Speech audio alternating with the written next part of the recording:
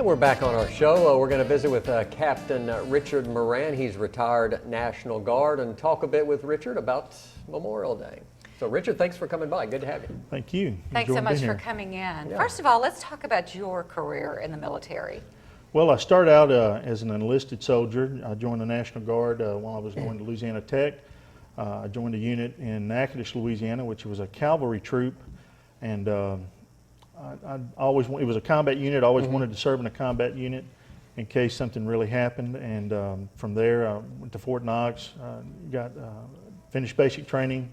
From basic training, I was a 19 Delta, what we call a cavalry scout.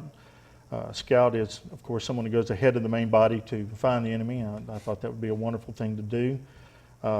Rose through the enlisted ranks, and then I transitioned to what we call a 19 Kilo, which was a tanker, M1 tanker, and enjoyed that. But I said, I'd like to do a little something more. So while I was working on my master's, I went through what we call our OCS program, Officer Candidate School, and became a commissioned officer. Served in the same unit, which was a little rare, but went on through the ranks, held every duty position basically but first sergeant. So was able to do both sides of the house, enlisted as well as officer. The first deployment that we went on, well, let me rephrase that. I was in during Desert Storm. The 256 Brigade, the Louisiana Combat Branch of the National Guard, was part of 5th ID. We were called a Roundout Brigade. And during Desert Storm, we were mobilized, and some of us went to Fort Polk and some went to Fort Hood. And then, but because the 5th ID never saw any combat, we didn't go overseas as well. So we had a 6-month mobilization, and from there we demobbed and went home, and everything was fine until, of course, September the 11th. We were remobilized again as part of an independent brigade that was going to be assigned to one of the divisions overseas. From there, at that point, I was the executive officer of this unit, and we deployed. The brigade itself saw some great times. We were right outside of Baghdad at what was called Camp Victory or Camp Liberty, and they were there during the election. So it was a wonderful time for us to be a part of a historic moment in Iraq itself. We helped to maintain order and discipline in the capital. The unit did a wonderful job, was demobilized after our first deployment, came back home. From there, we did our second deployment to Iraq, and the brigade was kind of spread out over a bigger area. Myself, I was what was called the base OIC, base defense, for a little place called CSE Scania, Convoy Support Center. Did that for about 4 months, and then from there went to another place called Cobb Cal Sioux, and was there for the remainder of my tour, and was a liaison officer with active duty units that helped transition our units through carrying supplies. We did mostly convoy security for the last deployment. You know, and I was talking to you about when you joined, you didn't join for fame, fortune, ambition, or status. No, I'm probably kind of well, I shouldn't say an odd cookie, but I actually liked, my father had served, my grandfather had served, my great uncle, and so I found it, I'm one of those strange people that said duty, honor, country. I really wanted to join, and then when I joined, there's a lot of people that do not want to be in a combat unit. I mean, the Army has many MOSs, and it requires all corners of the spectrum to operate, but I wanted to be one of those guys that was up front, and so yeah, I did do it for just a little more than just a tuition, but it did help. It paid for my college. Right. I did enjoy the benefits of being in the Guard, and encourage people to look at that because it is a wonderful program. Well, the fact that we can enjoy everything that all the activities that we can enjoy today because of those that went before us and because they laid their lives on the line. Absolutely.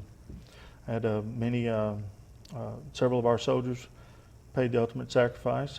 My first deployment, my best friend was killed in action, and that's always a tough thing to live through. And so I can imagine.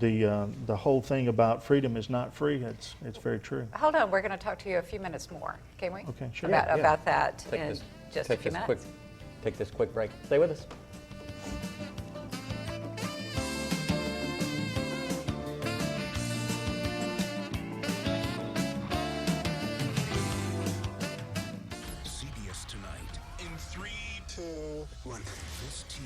Who's up for a little James Bond action? Got me. Let's do it. It's pure genius. There's always an answer. We just need to find it. Quick, punch me in the nose. Finally. Why is it you geniuses are such a pain in the... Are you serious? All of us. Or Scorpion. The hit drama Scorpion, CBS tonight, 9/8 Central. I was exiting off the interstate. Out of nowhere, I saw him coming up from behind, and I couldn't do anything to avoid it, and it changed my life. I have a son. His name is Colton. He's an adventurous little boy. I mean, he is my life. Brian's the best. The loyalty, the respect of him and his staff. He's very tough, but he will take care of you. I didn't ask for an accident, but I couldn't have asked for any better lawyer than him. God made you. God made you to know Him, to love Him, to serve Him, to worship Him in spirit and in truth, to be holy as He is holy.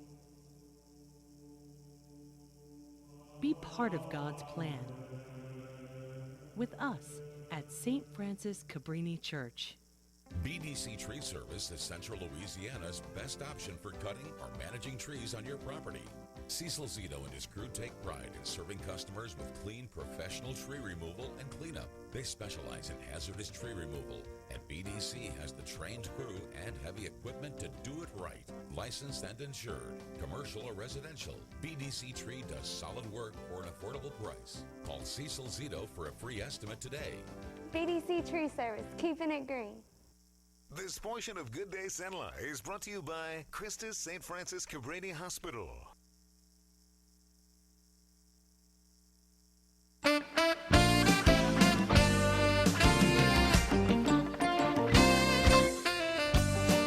We're back with Captain Richard Moran, retired National Guard. We're going to continue our discussion about Memorial Day and what it means to him. And Richard, again, thanks for coming by. Well, thank Good you to for have having me. You had a patch that you were going to bring, Oh, but yeah. you walked out of the house without it. Yes, my unit had a unique experience in that we had a New York unit attached to us. It was part of the 105th Infantry Regiment and also the Fighting 69th from the old James Cagney movie, that actual regiment. Now, the history that runs back behind it is that these two units supposedly fought each other during the Civil War. And then in World War I, my regiment had the unique distinction of being in what was called the Rainbow Division. We were attached to them. So our ancestors served together in World War I, and then down during this, we had a chance to serve together again. So it was great, kind of historic, and you know, kind of a meeting of the old. You know, we were going to talk to you today, so my husband went on the internet last night just to kind of research how many people have died since the Civil War. And it's about 1 million people, 1 million United States citizens have died. Well, that I've had. And we have it broken down by, and we just kind of went back to Obviously, World War II. Sure, yeah, sure. Yeah. But if you could go back to the Civil War, Yes. a lot of Americans. One of the things that I could bring out about that is what most people don't realize when we went to invade Japan. One of the reasons we did not invade Japan is the estimated casualties just for the southernmost island was 450,000. And we didn't invade Japan. Of course, we dropped 2 atomic bombs, and we killed about 300,000 people. Now, while that is horrific, the estimated Japanese casualties was 1.3 million compared to the 450,000. So we actually saved Japanese lives per se, and we didn't incur the casualties ourselves. So, Who knows how long that would have and lasted. who knows? and- I mean, yeah. estimated 1 million casualties just to invade the mainland. So, Tell us about your best friend. Chris Barnett, he was a wonderful gentleman. We had served together for several years, and he became my best friend actually during the deployment because. As another officer, I really didn't have anybody to talk to per se, so he and I kind of got close. And he was a lot younger than I was, but it was a wonderful partnership and a relationship. And then when he passed away, it was really a tough thing. And of course, he was well loved by everyone, not just me. Of course, I knew his wife and his mother very well, and so That's one of the guys I, of course, remember on this day for sure. On this day. There is an inscription at the Arlington Cemetery, and this, I think it's the Confederate memorial, but it's appropriate for all. These men suffered all, sacrificed all, dared all, and died. And it's men and women. Yes, yes. But to run out of time, Richard, quickly, Memorial Day, what does it mean to you? Well, it's a very important day, but in reality, where I work, it's every day's Memorial Day because, and for those who serve, it is a wonderful thing to have someone come up and say thank you for your service and everything. But of course, you always this day in particular, you want to remember those that gave the ultimate sacrifice. And we have such a rich military history here. That's true. From the Civil War all the way up till today, CINLAW continues to